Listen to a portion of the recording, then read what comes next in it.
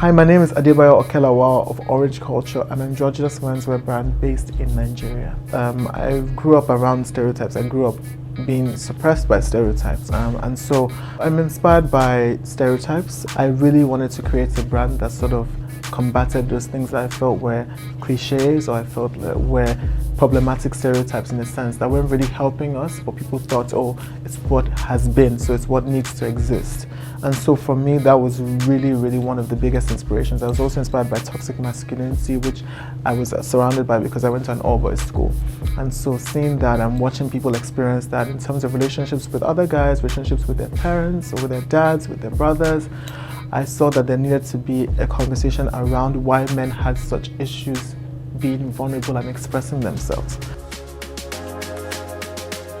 So my new line is called Don't Look Under My Skirt, which is, it's a very combative title, but it's almost very delicate in a sense, because it's really about society minding their business as to how you choose to represent yourself as a person. And self-expression is very important, and self-representation.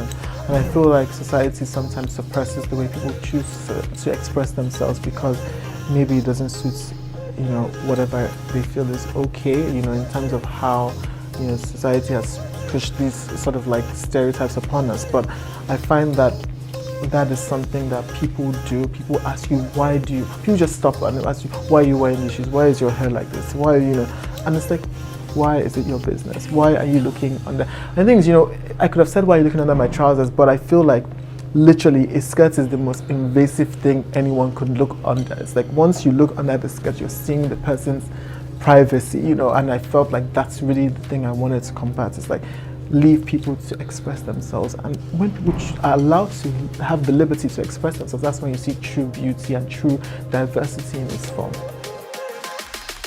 I think fashion in Africa is so amazing right now because we have a lot of opportunities to make actual impacts, more so than if we were in America or if we're in other countries that have developed eons ahead of us.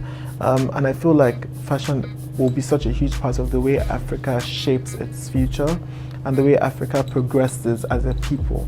So I think it's very important that we understand the use of fashion and not just make clothing, but understand that we need to create clothing that's intelligent, that starts conversation, that fixes issues and pushes for a growth from within.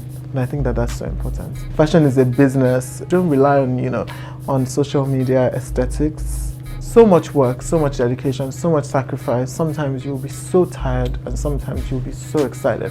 But the reality is that it's a roller coaster of emotions and a roller coaster of investment. And it's such a risk within our content because it's still developing. But if you're really, really passionate about it, you can find yourself finding so much joy in the whole idea of just building and creating clothes. And just don't make clothes. Look at what your problems are around you and do something about it using that brand. Don't just be a brand of Instagram, or how all these coolie brands look.